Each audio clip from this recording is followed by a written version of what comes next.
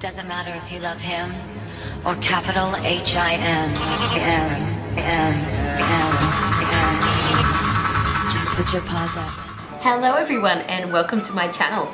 Another crazy look today. I'm sorry, I will slowly get out of the crazy looks. So today I'm doing a makeup look inspired by this amazing artist that I found on Instagram. Her name is Juliana, spelled with 2 N's and 2 A's at the end. I'll link her information down below. But she did this amazing look and this is it right here. As you can see, I hope we look a little bit similar, but she's done a rainbow colorful eye with a grayscale mouth and nose and lower half of her face in general. So this look is in celebration of Pride Month, which is the month to celebrate the LGBTQ community, and basically I obviously support everyone that is involved in that community. There is a huge number of LGBTQ members of society in the dance industry, and I have grown up around these people and loving these people and knowing that these people are exactly the same as everybody else and deserve to be loved. So I'm doing this in celebration for everybody out there. What I love about this look is that the rainbow section is actually 10 times more exciting than this part down here. This part looks very droopy and grey and dreary. So I think it's just really important to know that the more colors that you have in your life and the more different people that you have in your life and the more uniqueness that we have in this world, I think that's what truly makes the world a beautiful place. So without further ado, let's get straight into the look. Hey everyone, so I have already started with my Lucas Pore ointment. I've already put that all over my lips and now I'm going to go in with a primer. I'm going to use this Pore-fessional primer to fill in my pores, mostly around the center of my face, so around the edges of my nose and on my nose and down in this area in my chin, and then I'm going to just buff it out to the rest of the areas of my face.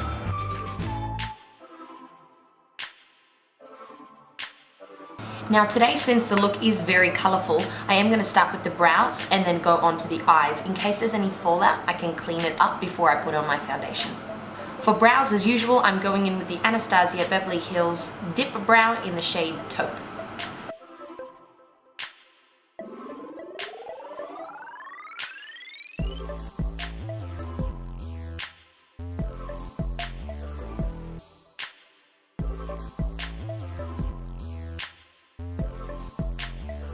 I'm now just going to conceal underneath my brows and all along the lids so that we are prepped for eyeshadow.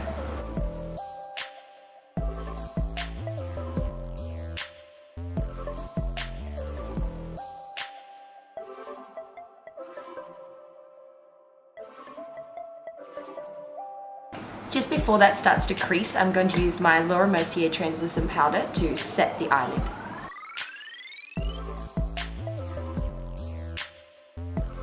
Now for the eyeshadows, I'm using a range of different palettes as we are doing a rainbow look, so I don't have all of the colors in the one same palette.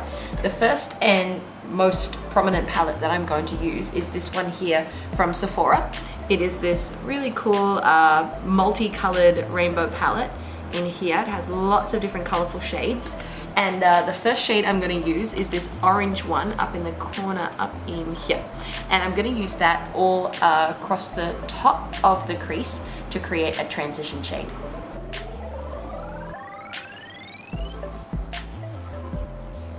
So step 1 is complete. We have the orange on the very top and the next colors are going to go downwards from this orange color. The next color I'm going to use is this single eyeshadow. It's just the only red shade that I have, and it's from Makeup Forever.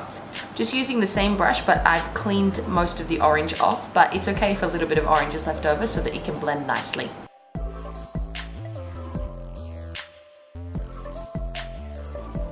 The next color I'm going to take is out of this Juvia's palette here, and I'm going to use this pink shade here. Oh, where is it? There it is, called Bori. Bori? Bori. I don't know. This color here is going directly in the crease to blend the orange and the red together in the crease.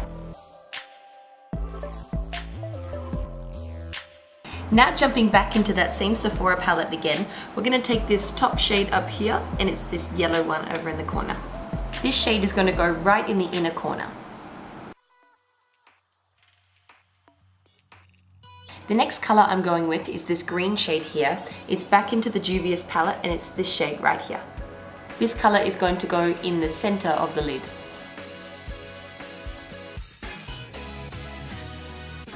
The next color I'm going to take is this one called Dalia? Again, not quite sure of what these names are, but it's this blue color here in this Juvia's palette. This color is going to come in on the outer third.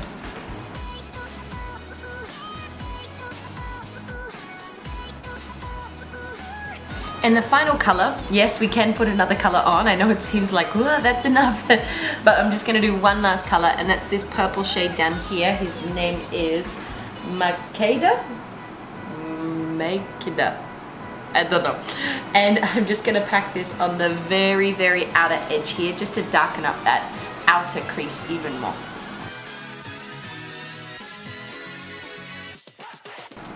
And I think we're finally done. To clean up the edge of the eyeshadow, because I do want a nice crisp line coming down the edge, I'm going to take this Q-tip here and this makeup remover and just trace along the line so we get a nice sharp edge to the edge of the eyeshadow. Now moving on to the face. Now, as you could have seen from the start of the video, we only need to do the top half of the foundation and the bottom half is going to be grayscale.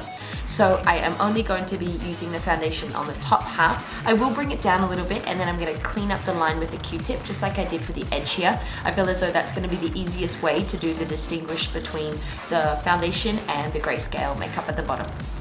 I'm using my damp beauty blender here today with my Born This Way foundation in the shade Nude, and I'm just going to pump that on and then pack it all over my face.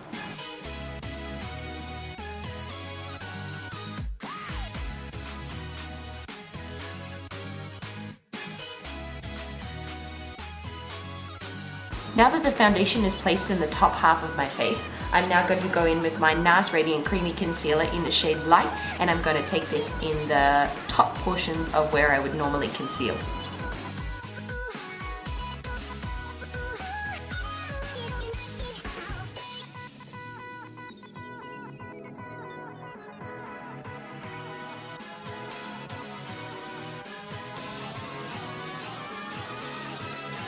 I'm finished concealing, so I'm just going to take a little bit of this MAC Melba blush and place it on my cheeks. I don't need to go as low as doing contour because the cut will come through lower and then the contour will actually be in the grayscale part of the face. And I completely forgot to set my face, so I'm just going to go quickly back in and do that with my Mercier translucent powder.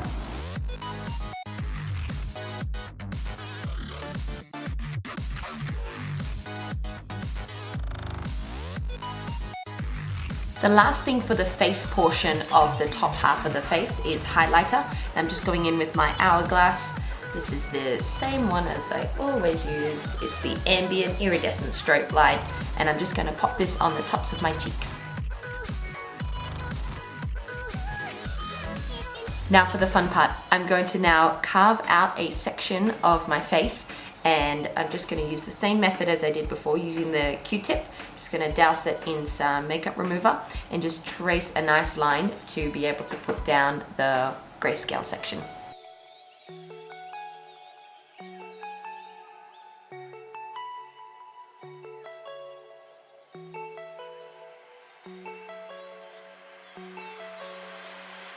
Okay, so it's a little bit hard to see right now, but I have actually carved out a line. You can tell over here.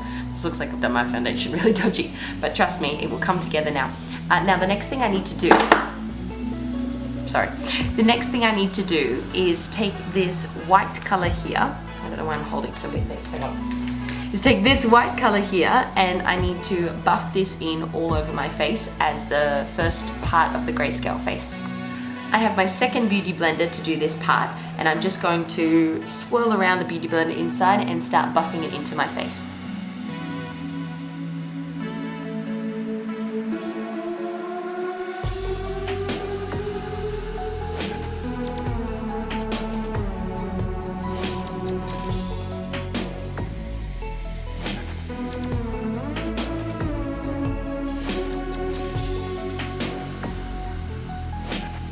Now the only white eyeshadow I have is this little tiny white guy here, in the corner in the Power of Makeup palette by Nikki Tutorials.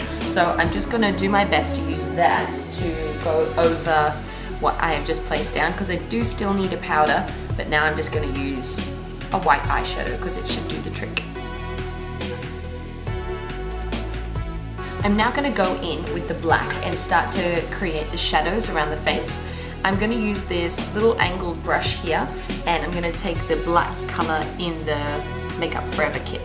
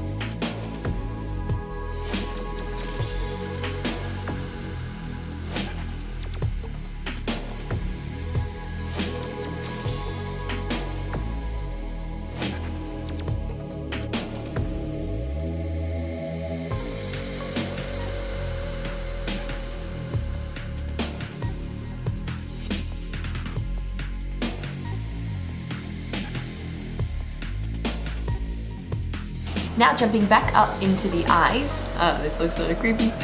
Now going back up into the eyes, I'm taking this Kat Von D tattoo liner and I'm gonna line my lash line and pop on some false lashes.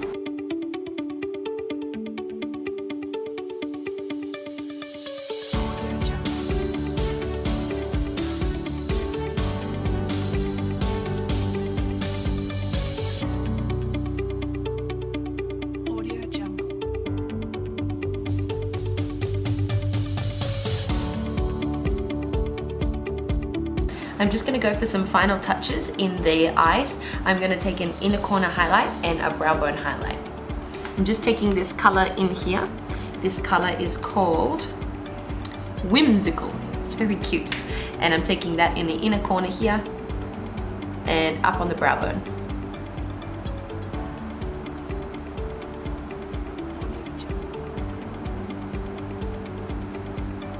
I think I would just like to add a touch of glitter in the top half to sort of connect the two together, because this is silver glitter and it will connect in with the grayscale underneath. I've just realized I haven't got anything going on in the underneath section of my lash line, so I think I might just add a couple of colors under there to tie in with the colors on top.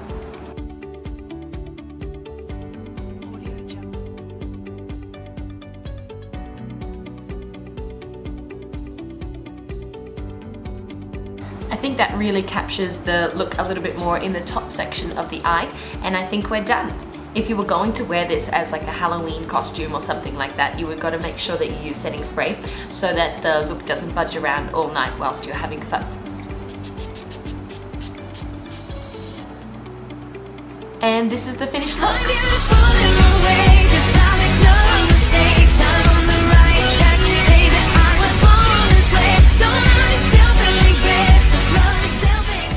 So thank you everyone for watching. As always, I would love it if you could subscribe to my channel so that I can share more looks with you. I would love to be able to keep bringing these looks to you every week. So thank you so much for watching, and I'll see you next week. Bye!